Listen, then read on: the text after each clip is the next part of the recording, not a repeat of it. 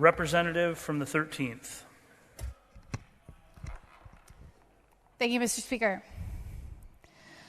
A budget is a moral document. It reflects our values. And this budget, from my perspective, is a broken promise to Wisconsin families, an insult to educators, and an attack on public education. Public schools are at the heart of our communities, and they should be at the heart of our state budget. Childcare is early childhood education, and our Universities of Wisconsin system is a crown jewel. We've heard this over and over again from people around the state of Wisconsin: fund our public schools. We're hearing this loudly because 96 of the 99 state representatives in this room have had referendums in their district in 2024 and 2025. In just a year and a half, 96 of the 99 of us have had referendums.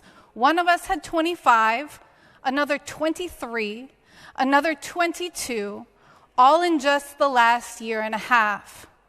So I think we have to think about whether or not, when we're pushing communities into school referendums to raise their own property taxes, to be in a position of barely being able to afford housing and then raising the cost of their housing, we have to think about, are we doing our job?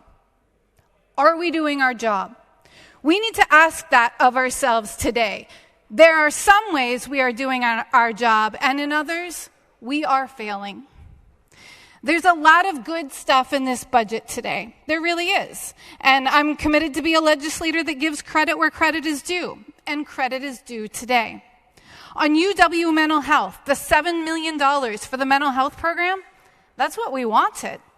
That's going to change the trajectory of students' lives. It's important. It's good.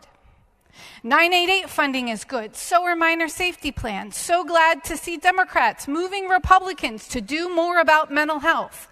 I'm so glad to see these UW capital projects funded, notably the UWM Health Sciences Building, which I said a year ago I was willing to go to the mat for. We funded the Health Sciences Building at UW Milwaukee. I'm so grateful for that. And we funded UW buildings around the state. Thank you. There's a critical hospital reimbursement piece that we need to get done, and we got it done, and that is good. And poison control funding, that's good. Child advocacy centers, that's good. There's a film tax credit that, my goodness, I've received so many emails about, and as a professional artist myself, I am on board with. I'm glad to see it's happening. Should have happened a long time ago. I'm glad it's in the budget. It's good. And on mental health in K-12, there is some funding. The governor negotiated it, deserves credit for this. Republicans had cut mental health funding in K-12, and this is less of a cut. It's $30 million in the past budget and $30 million in this one. It's an inflationary cut, which is a cut. But thank heavens the governor and Democrats moved Republicans to do a better job funding mental health in K-12. It's good. I think we need to do more, but this is good. We've gotten you to move on some things, and thank goodness. I'm really appreciative of Leader Hesselbein in the Senate and her hard work negotiating to make this budget better. Whether it's the UW buildings or shifting special ed reimbursement numbers higher, or local municipalities seeing increases, or childcare, she moved the needle. On childcare, there's some movement. We got you to move on childcare, and that's good. You're extending what is similar to childcare counts for a year, but this is where we shift and where things are not good enough. In the first year, you're giving assistance. In the second year, nope. In the second year, we implement policies that I'm concerned about, like changing the ratios and solving childcare shortages with child labor. Not an apprenticeship program, which I think is worth looking into. But the plan is to hire kids to take care of kids, even with known concerns about this, because it costs less.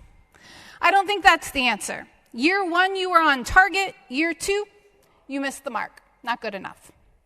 We heard pediatricians raise concerns about policies that are included, and Republicans have disregarded these concerns. Since when do we not listen to pediatricians about children's safety, brain development, and well-being? Is this now the reality of Republicans being in power? I'm concerned. When I say that I think that this budget is an attack on public education, an insult to educators, and a broken promise to families, part of that is how we treat child care professionals. This is early childhood education. Education starts in preschool. Education starts in infancy.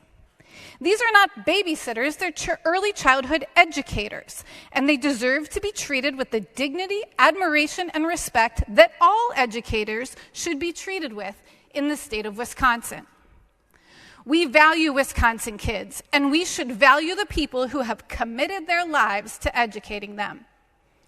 As the daughter of a teacher, the wife of a professor, and the mother of 2 kids whose lives have been transformed by amazing, phenomenal teachers in our public schools, I stand with teachers today, and I'm concerned by the way they're being treated in this budget. The underfunding of schools far too often leaves educators underpaid, undervalued, and communities pitted against each other with a scarcity mindset as they scramble looking for crumbs. The same respect missing for early childhood educators now has been missing for K-12 teachers for the last 15 years, and I want to see change there. When you look at what you're doing with the UW, I'm so glad that we've got the capital funding, but worker requirements for professors? That's insulting. I understand that you think there's some points to be made here about what professors do and don't do, but you clearly don't understand the work of a professor. You've made that very clear through this budget process. You don't understand the job or what it takes to attract world-class faculty. Professors deserve to be treated with dignity, honor, and respect, the way that Wisconsin should treat all of our educators. So whether someone is an educator in early childhood education or K-12 or at the university level or in the trades, they should be treated with dignity, honor, and respect. They're educating our infants, preschoolers, elementary school kids, middle schoolers, high schoolers, and students in the trades and universities. This budget should better value educators and their role in shaping both our children and Wisconsin's future. More on K-12. The funding's not enough. Every child in Wisconsin has a constitutional right to an adequately funded education. Every child in Wisconsin has a constitutional right to an adequately funded education, and this budget misses the mark. No general aid? What are we doing and why? This is shocking and it's not normal. Special education reimbursements, but well below what is desperately needed for our public schools. You increased voucher funding significantly, but left public schools to what? Go to referendum to stay open, meet the needs of their students, pay their teachers? Why at this moment, when schools in 96 of 99 assembly districts have gone to referendum in the last year and a half, are we putting schools in the position to struggle, to not be able to pay their bills, to very likely have to go to referendum? You didn't set out to stop the cycle of referendums. You set out to continue it. When 96 of 99 assembly districts have gone to referendum recently, and the statewide demand for public school funding increases isn't partisan for our constituents, why are we fighting so hard to get Republicans to adequately fund our schools? This isn't a Democrat versus Republican issue across the state, and it shouldn't be a Republican versus Democrat issue in the state capitol. School funding isn't partisan for our constituents, and it shouldn't be partisan for us. You swore to uphold every kid in Wisconsin's constitutional right to an adequately funded education. And when you do not do that, you are failing to uphold your oath. This budget should better value public education, its role in shaping both our children and Wisconsin's future. A budget is a moral document. It reflects our values.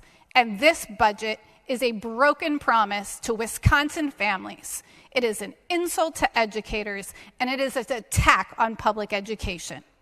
Public schools are at the heart of our communities, and they should be at the heart of our state budget. The Universities of Wisconsin system is a crown jewel.